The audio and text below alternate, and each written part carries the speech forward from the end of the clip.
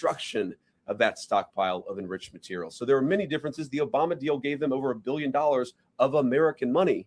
This deal gives them $0 of American money. So a lot of substantive differences, but I think the most important differences are where we're coming at it from a position of strength and the fact that our Gulf Coast partners love this deal. No, sorry. I said the other, all the way in the back. Thank you. Margaret with the Daily Wire. The president has said that if Iran doesn't behave themselves, we're going to resume military action. So what is the red line for what Iran can do before they cross that red line and we do resume military action? Well, it's going to be a holistic approach where we look at their behavior.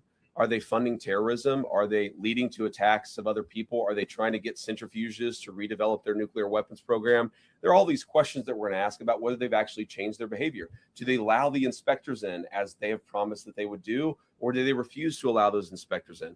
A whole host of things we're going to see. We're working towards a very successful resolution of this process. But again, it takes two to tango. And what the president's just saying is that we maintain economic, diplomatic, and military leverage that nobody else in the world has. So if the Iranians want to change, great. We're going to help them. If they don't change, we still got all the cards. Thank you. Yeah. Oh, sorry. In the blue jacket. Yep. This one right here, Mr. Vice President. That's a Navy jacket. Should we have a debate about the difference between blue and Navy? Not that guy, because you give a speech whenever you ask a question. I'm going to give her an opportunity. Hold on. Guys, you're speaking over the person who's asking the question. There's been a lot of frustrations with Americans, particularly about the gas prices. You touted the fact that they're coming down. The president has gone on Truth Social touting this. But when should they expect to see gas reach that $3 threshold? Well, I'm not an economist, and I think even the economists would get this wrong. But the fact that you've seen gas come down about 65 cents a gallon on the national average, and the fact that you see oil prices that are basically close to where they were at the very beginning of the conflict, I think you're going to see a substantial reduction in gas prices. I'm not going to predict the exact price. If I was able to do that, I might be in a different business than politics. But we do think you're going to see significant relief at the pump on top of what we've already seen. Thank you, Mr. Vice President. You keep saying that Iran will only reap economic rewards if they comply and change their behavior. But under this deal, they are being allowed now to sell their oil freely. Again, how is that not a financial benefit? And they're being allowed to do that without making any new concrete nuclear commitments. So can you explain how is that not lopsided? Well, first of all, they've made very concrete nuclear commitments. They have committed to the destruction of the highly enriched stockpile that they have in their possession. But number two, all we've done is lift the blockade in the Straits of Hormuz. We basically returned it to where it was before the conflict. The blockade is off. We put that in after the conflict started. The straits are now open. That's not a new benefit to the Iranians. They were selling oil for many, many years, well before we ever put the blockade. We opposed that blockade. They stopped selling oil, and now we've lifted the blockade in order to promote the free flow of energy across the world. Go ahead. A U.S. official described having secured some of these quote-unquote gentlemen's agreements with Iran on certain aspects of the negotiation. So when it comes to highly enriched uranium, can you walk us through what's been secured even in these kind of gentlemen's agreements on how exactly they're going to get rid of the stockpile? Are there agreements on low-grade enrichment? How long is the moratorium on enriching uranium for Iran? And are any of these gentlemen's agreements written down anywhere? So some of them are written down, but fundamentally, whether they're written down or spoken, this is why we structured the deal that we did, because we don't trust words. We trust action, and we trust conduct. And so we're going to reward conduct, and we're not going to reward any words, whether they're written on a sheet of paper or not. There's a lot of discussion, the MOU, the gentlemen's agreements, the final deal. Words don't matter, ladies and gentlemen. We're about verification. And so what we're going to do is to say, if they do the things that they have promised to do, they have promised not to enrich. They have promised that they would allow inspectors in to destroy that highly enriched stockpile. And then, of course, it's not usable anymore. You take it somewhere else. They promised a number of things. And that's why the deal contemplates a number of benefits if they do those things. But it doesn't do anything if they don't actually meet those promises. Go ahead. Go ahead. If they don't follow through with their commitment, will the U.S. go back to imposing sanctions and the blockade? Or does Iran get to keep some of the concessions that it has already secured? Well, first of all, the sanctions are still on with the exception of the oil sanctions, which I talked about were no longer effective. The purpose of the oil sanctions is to drive down how much Iran is charging for a price for a barrel of oil, those sanctions had stopped being effective. The blockade is what's effective. And again, that's the thing that has changed in accordance with them opening the Strait of Hormuz. No sanctions will come off unless they perform the benefit of the bargain, and every sanction will come back on. Like hypothetically, let's say 2 years down the road, they've done what we need to see on the nuclear program, and we release the sanctions as the deal contemplates. Then they decide they're going to start rebuilding the nuclear program. Then, of course, those sanctions are going to come back on. And that's why it's really kind of like a dial. As they dial up their good behavior, we can dial up the economic relief. If they dial down their good behavior, we can turn it off. It's the good thing about having the leverage, and it's a good thing about being the United States of America, where we just fundamentally have so much influence in the world financial system. Go ahead. Thank you, Mr. Vice President. Thank you, Mr. Vice President. Leader Thune said it's unrealistic to get the Save America Act passed by attaching it to FISA, which is what the president's looking for. Do you believe this is possible? Well, why don't we try? Why don't we try and at least force people to vote against it? One of the things that sometimes frustrates me about the legislative process is that people will go into it saying, this isn't possible, therefore we're not even going to try. Well, let's actually see. Let's try it. And if it's not possible, then let the people put their name on it. This is also good for the American people. How many American senators know that the American people love the Save America Act because they believe in voter ID? But how many of those same senators don't want to vote for it because they know that the radical elements within their own party would punish them for it? Let people go on the record and actually answer to the American people, which is why I think we should do exactly as the president said. Rob.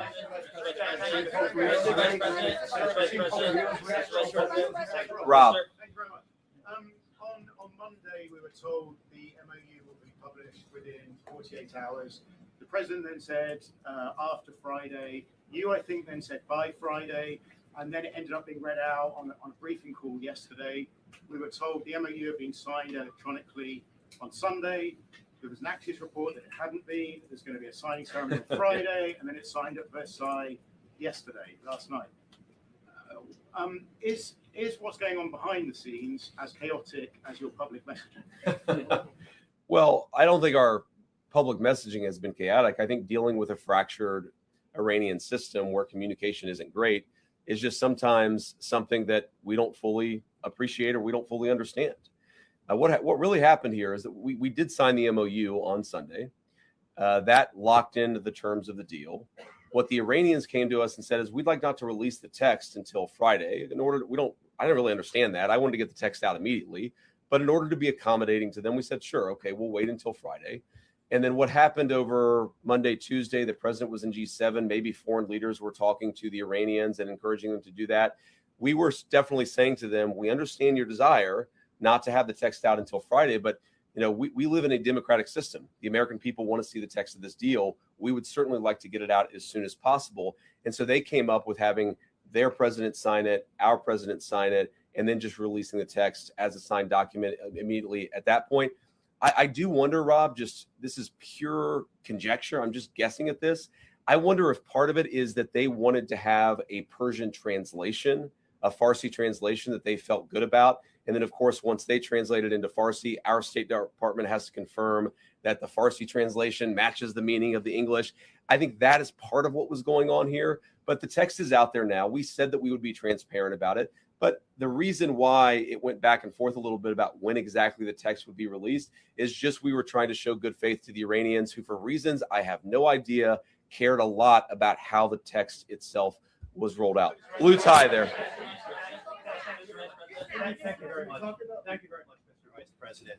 As you know, because you were involved in this process, the MOU allows for Iran to sell its oil right away, which means that Iran can take in on a monthly basis tens of millions of dollars. Iran's economy was in tatters. How is this not essentially giving a lifeline to Iran economically? And what's to prevent Iran from using all of that money, all of those millions of dollars, to prop up its proxies in the region? Well, the number one thing is that we actually see where the money moves now because of what we've done with the financial sanctions. We actually know where the money is going to move. And so we have great confidence that we're going to be able to see if they try to fund terrorist organizations, we're going to be able to see that. But you said that millions of dollars is a lifeline. Right now, the Iranian nation is a nation of 94 million people. Their economy is in a free fall. They have sky high inflation, and fundamentally, about $1 trillion of damage to their industrial base was caused over the last 3 months. The idea that selling a few $1 million worth of barrels of, or a few $1 million worth of oil is going to fundamentally transform the Iranian economy, that's just not true. We thought that it would be good in order to lift the blockade and open the Straits of Hormuz to allow the free flow of energy.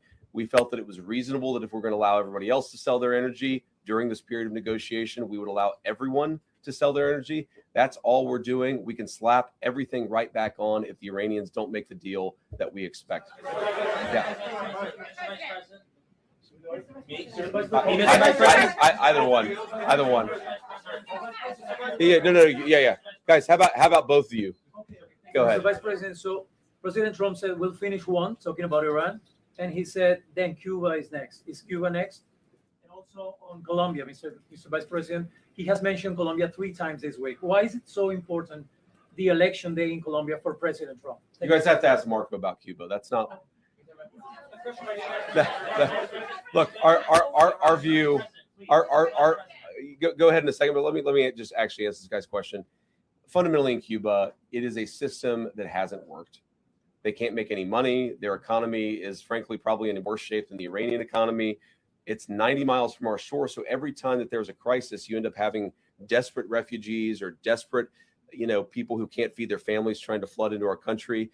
We want the people of Cuba to be happy and successful. We're actually talking to the Cuban government right now about how they could change their ways to change that. We're going to see what they do, and obviously, if they do one thing, we're going to do something. If they make smart decisions, we're going to have a much better relationship with that island. Go ahead. Mr. Vice President. Mr. Vice President, thank you so much. I know that you are still not sure if you are going to run for president in 2028, but if you do not, is there anyone in particular that you would want to see run? What's your name? Stephen Kapuska. Sorry. I want Stephen Kapuska to run for president in 2028. Go ahead. Go ahead. Thank you, Vice President Vance. I've got 2 questions. Could you describe the status of your Switzerland trip? Are Sure. you definitely still going? What are your plans? And also, if you could drill down on frozen funds, there's been a lot of focus on oil sanctions, but on frozen funds, what's your understanding of how much money is frozen? How much of that is in the U.S.? And a senior administration official briefed some of us reporters earlier this week that there might be small antes, is what he said, like small releases of money to build trust with the Iranians early on. Could you describe that whole situation? So on the frozen funds, the amount of money, I honestly don't know. I've heard numbers north of $100 billion. I've actually heard numbers north of $200 billion. Most of it is not in United States accounts. Most of it's either in the Gulf or in Europe or somewhere else. But I don't know the exact amount of money. It's a lot. It's one of the reasons why we've had such a successful chokehold on the Iranian economy, though by not even close to the main reason. We're not releasing a single dollar of that money until the Iranians perform. And there are a number of ways they could perform. For example, let's say they actually take meaningful steps, and this could happen very quickly, to destroy that stockpile of enriched material, then we're going to have a conversation about it. But they have to perform. I've seen some reports, I don't know where this came from, that the Qataris had released billions of dollars in Iranian assets. That's just not true. It would be impossible for the Qataris to do that without our buy-in, and certainly without us seeing it. So a lot of this reporting is just fundamentally wrong. They don't get a dollar of unfrozen assets, their money, not our money, but they don't get a dollar of unfrozen assets until they actually perform under the deal. You asked about Switzerland. Our plan is to go to Switzerland. I don't know exactly when. The way that we're setting up this technical negotiation is that obviously you're going to have the political leadership involved. Excuse me. We're going to have people on the ground actually driving the technical talks, the nuclear talks. How do you destroy this highly enriched uranium? All that stuff that you really just have to get into the nitty gritty on. So, I plan to go to Switzerland. Exactly when, we think these technical negotiations are going to start sometime this weekend. That's still the plan, but that could change because it's not an easy country, Iran, to get out of. And so we're trying to figure out exactly when that's going to happen. I suspect this weekend, but I'm not sure. I may, it just depends on exactly when the Iranians can get there. We're trying to figure that out as we speak. But again, I suspect it will happen this weekend. We're going to find out exactly whenever the coming days. Go ahead, babe. Well, thank you so much, Mr. Vice President. Just two questions for you. To follow up on an earlier question, Secretary Rubio said in March that the goal of this war was to, quote, to eliminate the threat of Iran's short-range ballistic missiles. You just said earlier that the military program is destroyed. U.S. intelligence estimates that Iran still retains roughly 70% of its pre-war ballistic and cruise missile stockpile. So when did the administration decide to abandon that part of the original mission? And then just second as well, moving forward, are you leading the U.S. team moving forward in terms of the negotiations? How involved will you be? Yeah, so I'm certainly planning to lead the U.S. negotiating team. But on the first question, you talked about an intelligence report that was anonymously leaked to a reporter that was not with context and that frankly is not accurate. What has changed about the Iranian ballistics missile program is it matters much less the number of missiles they have, the number of bullets. What matters much more is the number of launchers they have, and importantly, the teams on the ground that have the capacity to launch those missiles. Their ability to launch missiles has been substantially degraded. Is it zero? No, but it's substantially degraded. And in that sense, we haven't abandoned the mission. We've accomplished that particular part of the mission. If you look at the Gulf Arab allies, and obviously the Israelis who faced a lot, the two of them together faced a brunt of these missile attacks. Each of them feels substantially safer today from the Iranian missile threat than they did before. Obviously, that is something that we would like to continue. All the president said yesterday is that you can't expect any country to give up its right of self-defense. You have to have parity, and that's what the president of the United States was talking about. Go ahead. No, guys. Yeah. Leo's reaction to the MOU, the Memorandum of Understanding. I have it. What did he say? All right, okay. I'll give you the The short MOU version. goals. Sir. Yeah, sorry. Okay. He said. Go ahead. After you. I'll give you the short version. All right. He says he welcomes the agreement between the U.S. and Iran. He says it hopes it will help strengthen mutual trust, security, and stability in the Middle East. And he also hopes that it's truly a solution to the war and that the war is really over. What do you say to the Pope, sir? My response to that is praise Jesus. I'm glad that the Pope has positive things to say about our MOU. I think that the Pope is fundamentally accurate and it's going to be good for the entire world. But we got to keep working at it to make sure that the Iranians honor the commitments that they've made. And then yes, you in front. Go ahead. With the thing is, there's so many people in here. I could say the red tie, and then 9 of you start shouting at us. The burgundy tie. The MOU calls for There we go. That guy. Yeah, sorry. Thank you. The MOU calls for a U.S. troop withdrawal from the Gulf region tied to the final deal. Can you say whether the drawdown will affect U.S. forces past Iraq and Syria, where American troops currently help protect Kurdish-held areas from the Iranian-backed militias? Okay, so the drawdown contemplated, again, this is the final deal. This is assuming that the Iranians comply, that they give us verification, that they take real substantial conduct towards this peace agreement. What we're saying is that we will withdraw troops to the pre-conflict level, meaning we're not going to keep a couple of extra aircraft carrier groups over there. The Iranians don't want that. Frankly, we don't want that either. Go ahead. Yeah. Not going to be funding that $300 billion fund. Who exactly is funding that? Is it private companies? And I also noticed that your voice is hoarse. Are you sick? Have you been using your voice a lot? Well, I've been on a bit of a book tour the past couple of days, but I can't promote my book here in the White House press briefing room. I had a cold about a week ago. That and talking a lot about this deal and talking a lot about the book, I'm definitely a little bit hoarse. But you asked, your first question was about is funding that $300 billion. Oh, I see. So what's interesting about this is there is a great desire from the Arab world and from outside the Arab world to actually get involved in Iran if they behave properly. So, for example, let's say the United Arab Emirates, who've been a great ally over the last, not just few months, but over the last many years, let's say that they would like to invest in building a power plant. That actually is impossible right now because of the way that U.S. sanctions work. And so what we're saying is that if you behave and if the Emiratis themselves want to build a power plant, then we will do the sanctions relief necessary to make that possible. The good thing about that is that it actually creates integration, which is leverage. A world where the Gulf Coast Coalition has greater leverage into the Iranian economy is a world where the Iranians are going to be heavily prevented from misbehaving. So it's a lot of the Gulf Coast Coalition. Again, they see that Iran is weakened. They see there's an opportunity to build a new relationship there. And they're saying if they behave, and if the United States is willing to allow this to happen, then absolutely we want to change our relationship with Iran. No, well, I mean, I assume that in the United Arab Emirates there would be private money and so forth that would be part of this. But again, this is so far in advance because it assumes a transformation in Iranian behavior. Sure. Thank you so much, Mr. Vice President. As you know, the Iranian-backed groups in the region were involved in this war, and they damaged U.S. facilities and your allies as well. How does this agreement affect Iran-backed groups across the region, especially the Iranian-backed groups in Iraq? And my second question. This agreement requires Iran to stop attacking the Kurdish opposition in Kurdistan region, which they did 2 days ago. So what this agreement does fundamentally is it requires Iran to behave like a normal country. And if it doesn't, as so many people think that it never will, then it doesn't get any of the economic benefits. And if they do, then that's a great thing for everybody. It's a great thing for the Kurds. It's a great thing for anybody who has been under the brunt or under the threat of Iranian-funded terrorist organizations. The expectation is that Iran will stop that, and if they don't get the benefits of the bargain. John.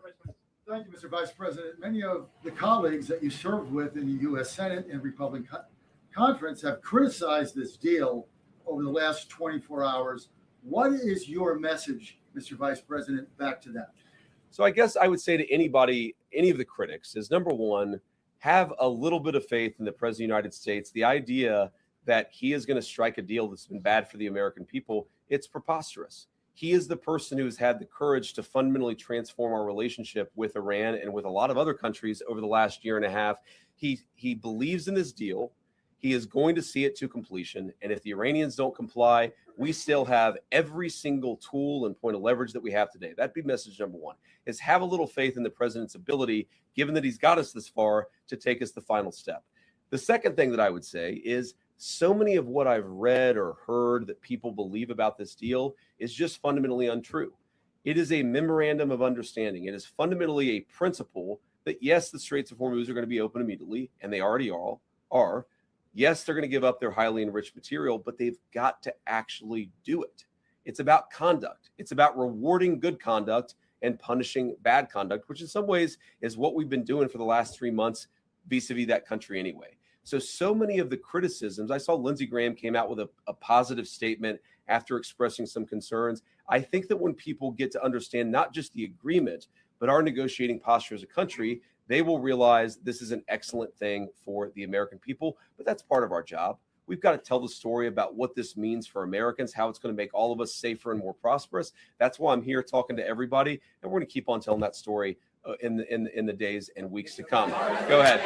Thank you, sir. Jordan Conradson with the Gateway Fund. I want to talk back to the Lebanon component of the deal. There's a report in Axios that Netanyahu's fuming over this. Israel doesn't feel bound to the MOU as it relates to Lebanon. If, as you mentioned, your frustration with Israel striking in Beirut, hitting apartment buildings, if that continues, could it torpedo the deal? And what would the U.S.'s response be to a broader war in Lebanon involving Israel and Hezbollah? Yeah, well, I don't want to get into hypotheticals that could torpedo the deal, because I think the president's expectation is that all of our friends, the Israelis, the Arabs in the region, we're going to work together and actually see this deal to completion. Now, I saw the Axios report, that Netanyahu is fuming. That's not reflective of the conversations that I've had with him, but maybe he's saying something to somebody else that he's not saying to me.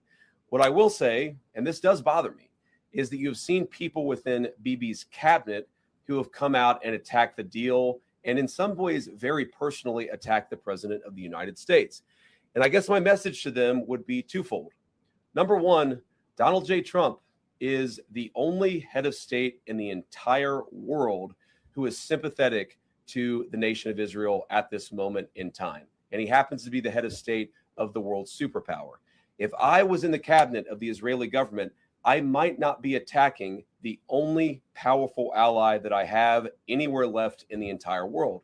And the second message I would give to some of those cabinet members, Bibi, to his credit, has not gone down this path, but to some of these cabinet members in Israel who are attacking the president of the United States, the other thing that I would say is that over the last 3 months, 2/3 of the defensive weapons that have protected your homeland have been built by American hands and paid for by American tax dollars. The problem for Israel is not Donald J. Trump. And anybody in Israel who thinks their biggest problem is the president of the United States needs to wake up and smell the reality of the situation that country is in. Thank you all. What if you learned about going to war against Iran?